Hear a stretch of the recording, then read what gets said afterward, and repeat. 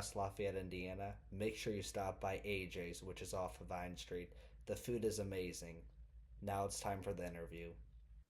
I am so happy to be joined by Stock Mo, or as I'll be calling you, Mo. You got it. Through what got you interested in the stock market? Obviously, you come from an educational background.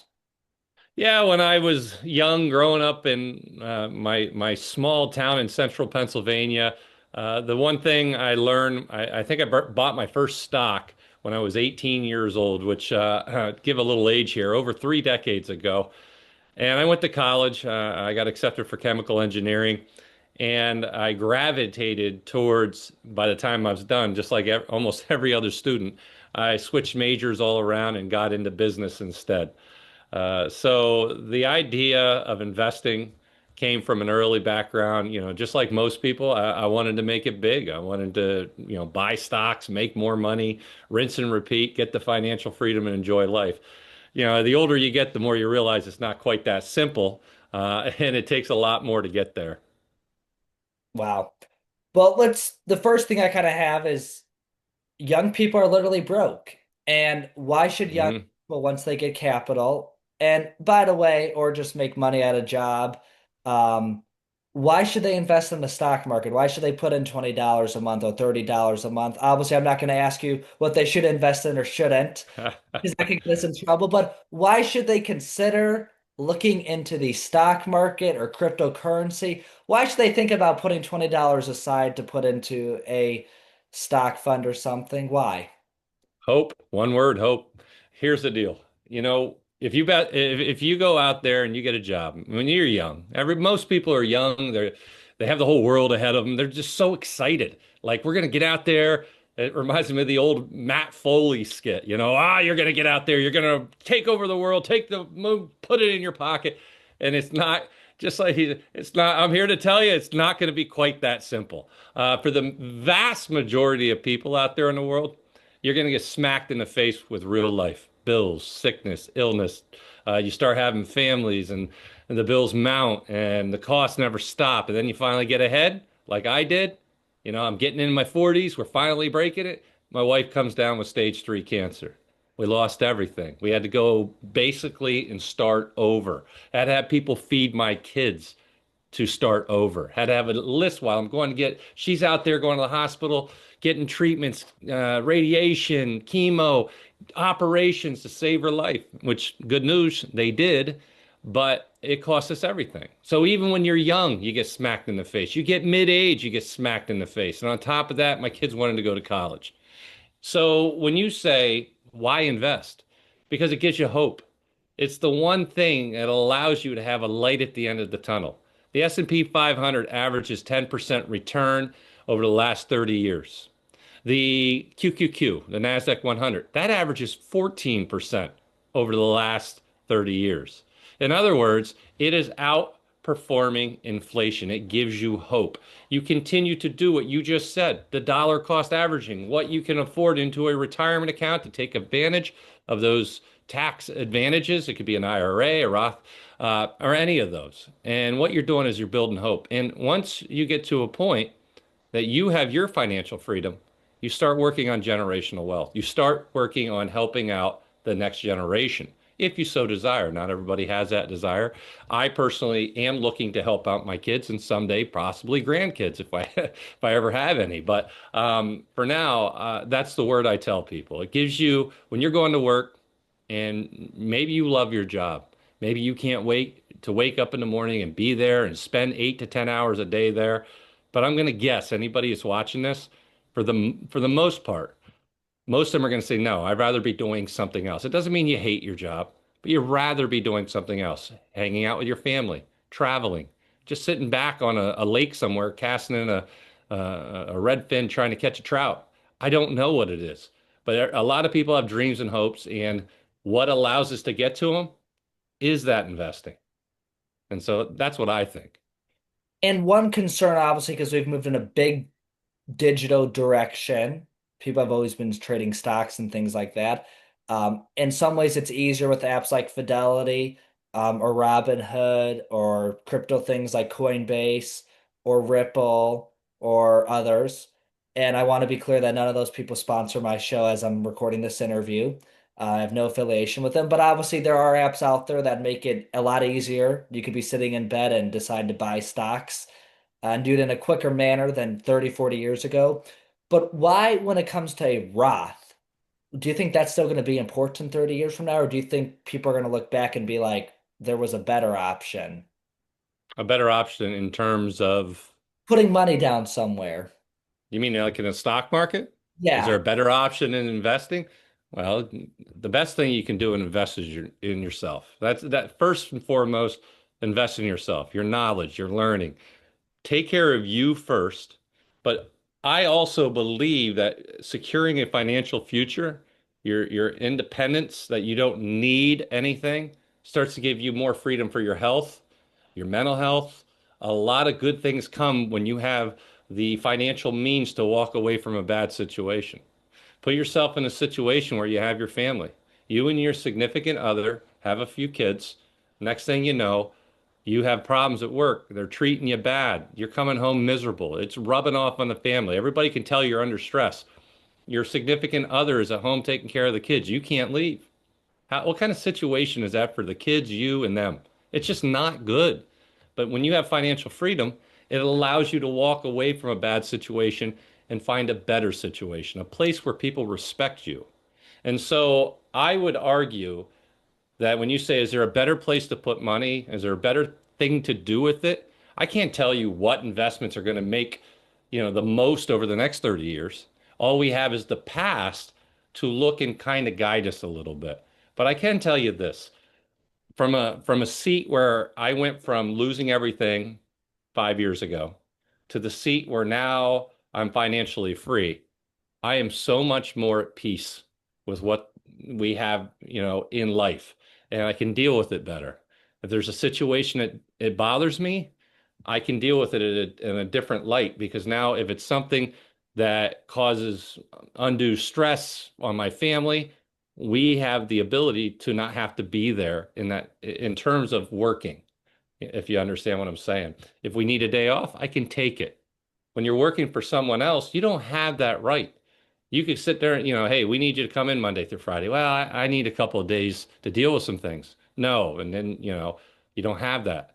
And so I would argue that you would have to invest in yourself first, but you would need eventually, even if it's to help others in your family, your kids, your grandkids someday, to invest, to have that money working for you. Imagine if I went to work every day for you, and every dollar I made, I gave you 100% of that money.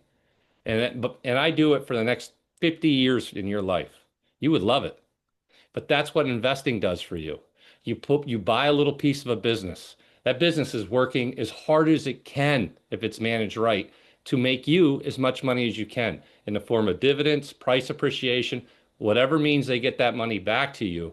The goal of that business is to make as much as it can to help you.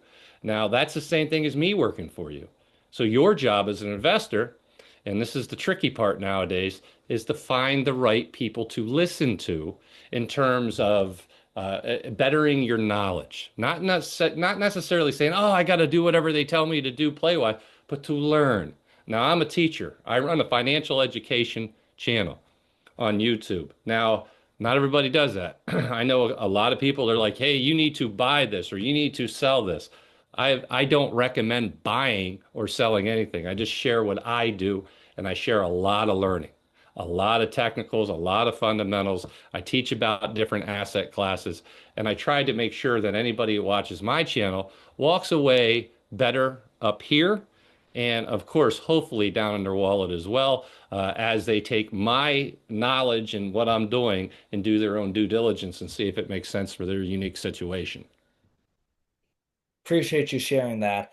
And kind of one other thing I wanted to touch on is what is the most important thing that somebody who's a Gen Z person can do to be financially successful? Say you're in college and maybe you work a part-time job, you have a little bit of money left over after rent or groceries or dating somebody, or say you are a single man and you're in HVAC school, and Yep. um, you're also 20 to 22, 23, and maybe you're single in this case, but you're making money, but you could maybe put some aside for some venture. What advice would you have for that generic person? I think I'm kind of hitting on somebody that would be in college as well as somebody who might be in trade school. So what advice in general would you have for people that young? Well, I'll put it this way. I have three of them I'm raising, and they're all in their 20s, early 20s. So I have my own three kids at that exact range. And I can tell you, the one has graduated with his master's degree. He got his MBA. He's finished. He's working full time, great salary. And he asked me what to do. And so I sat down with him and we set up a retirement account. And I had him max out as much as he possibly could put into these accounts. And it's been about a year and a half. And through shrewd investing, as well as timing the market, I taught him everything he knows. Plus, he always says, "You taught me everything you know, but not everything I know," which, typical son and dad kind of thing. But he's turned it into six figures or really close to it, which I'm impressed by. And so and then I go down one, and my daughter is getting her MBA. She's almost done in about 2 months. She gets her MBA. She doesn't have the job, but she has a little bit of money saved. So it hits that next level where you just said, what about a student? Well, if you're working, I think you should be investing like my oldest. My middle, if you're in college, you have bills to pay. You can't really put it all in a retirement account because then you can't touch it until you're older, 59 and a half, So for her, she has it in a regular account in Robinhood. No, actually over in Moomoo. And she has it in Moomoo where she's investing. And she has turned like $4,000 into 14,000 over the last 2 years. Of course, it doesn't hurt to have me as her dad helping her along that journey. But I would say to those who are in that situation, have a little bit of money, think about what you can do. Even if it's just buying a T-bill and getting 4% interest on your money, it's better than just letting it sit under a mattress and getting nothing. You don't want inflation to eat it away. It's up to each person. Now, she was very, very aggressive in her investing. And of course, it worked out for her. It may not have, but in her case, it did. So I would still say that you should have it invested in some kind of asset to continue to have that money working for you, even if it's in small amounts, like 4% interest a year. Then my youngest, who has very little, and he's in his undergrad, similar situation, but he doesn't take the high risk like his sister and brother, just normal treasury stuff. So I would say it's up to each person uniquely. There is no blanket, hey, you need to do this. And some people like me, I had to quit college twice. I had to quit college, go get a job, pay for the next semester, quit college again, go pay again. And every time I quit, I had to take a half a year to three-quarters of a year off to raise money to go back because my parents had no money. But they just fell at that point where I got a little bit of money from the government, but nowhere near what I needed. And of course, there's a lot of you who are out there who lived the same situation. I was homeless for a while when I was in college. I had sleeping out in the parking lot. I'd sleep in a car. Like it was horrible, and I've been through where you're hungry. I had no food. I had to go beg for food, but I finished. Even though I had to quit multiple times, beg, sleep in cars. It was horrible, but I never gave up. And that's why I always use the word hope, perseverance, and persistence is my favorite word of all time. I never stop. I'm persistent. I keep going. And I think if you look in the mirror and realize that that's the person that controls your life, even though there's going to be a lot of bad around people, I think everybody has a story.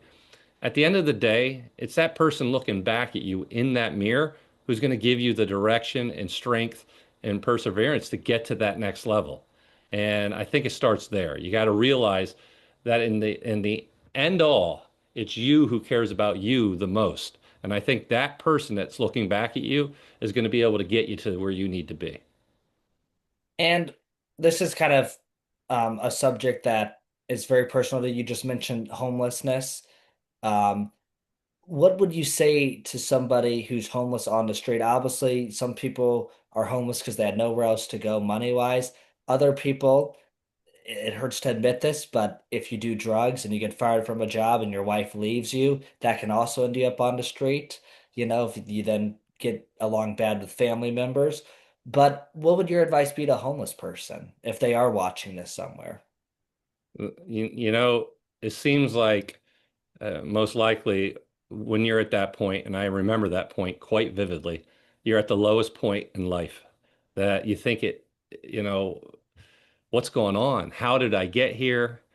I would say to them that the future is what you make it.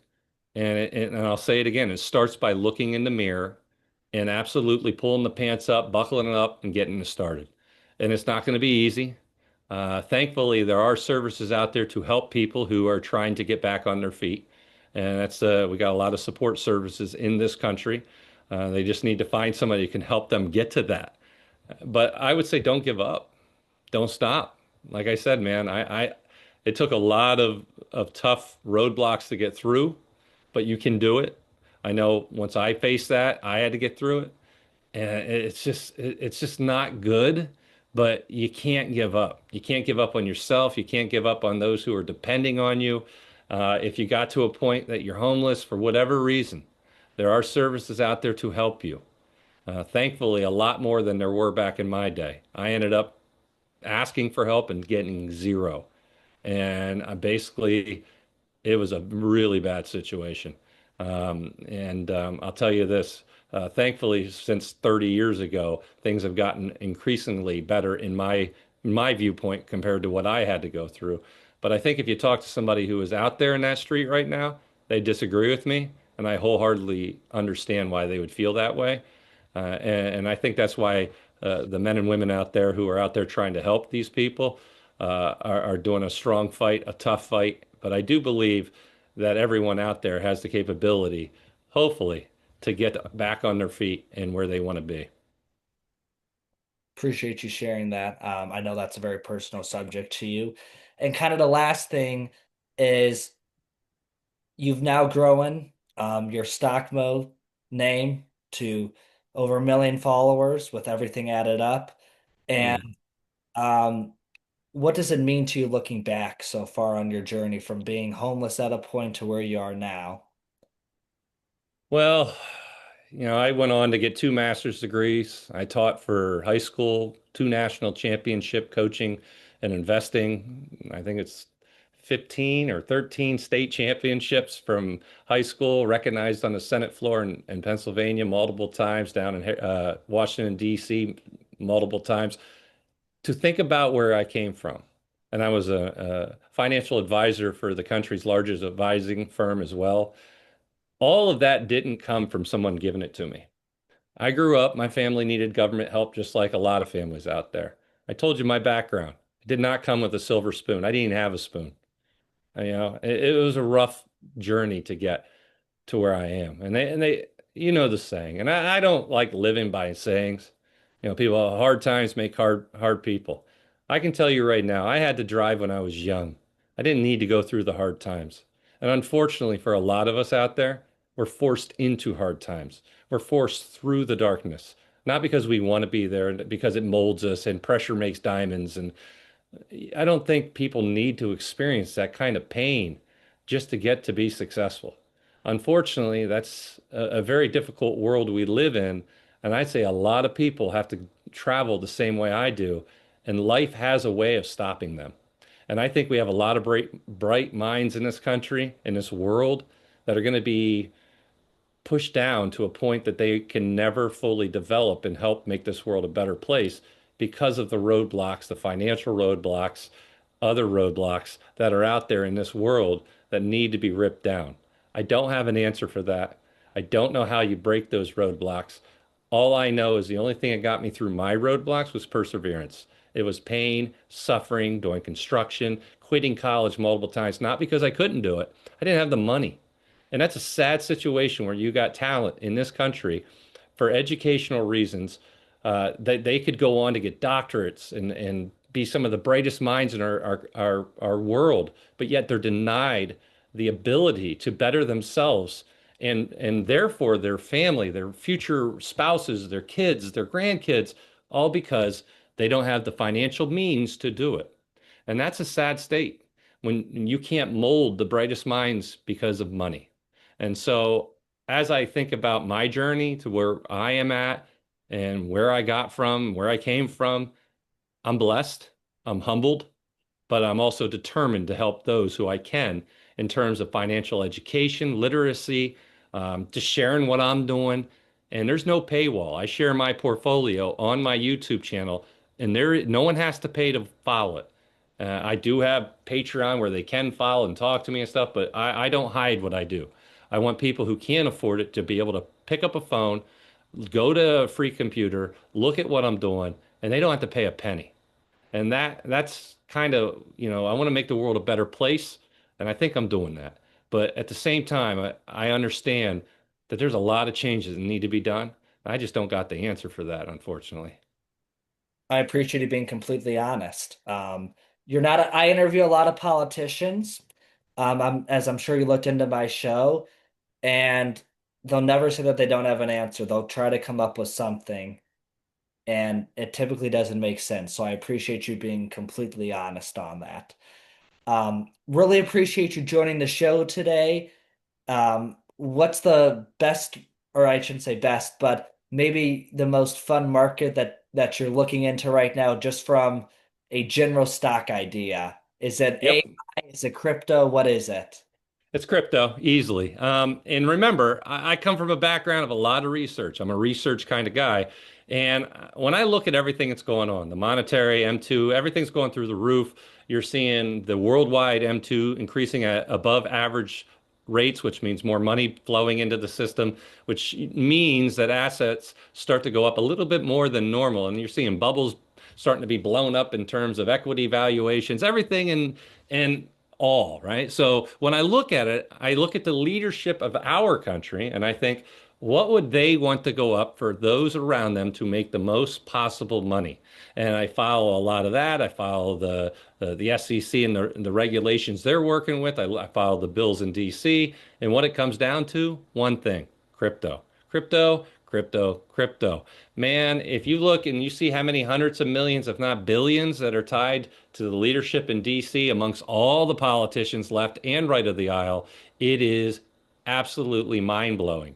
And so when there's that much money flowing from the leaders of our country into crypto and the crypto assets, crypto companies, and you got BlackRock with the spot ETFs for both Bitcoin and Ethereum and other projects. I realize where the future is rolling with the Clarity Act. If that ever gets passed, when it gets passed, the SEC with the spot ETFs change the regulations to make it even easier. It is going to absolutely continue to explode higher, in my humble opinion, in research, and therefore that is my number one asset. The other asset, I'm kind of leaning towards. Obviously, AI is a beautiful thing. I've been talking about that for years. That's a good one, and I'll give you one more to think about. You are now seeing the U.S. and China arguing over rare earth minerals. Look at the rare earth companies here in the U.S., USAR, MP, Materials. Take a look at those two. You're going to see some opportunities in terms of the U.S. backing U.S. companies in the rare earth mineral sector. And if that becomes a bigger issue, which I think it will, they're going to continue to try to create and endorse the companies here in the U.S. And I think that's something people should not sleep on.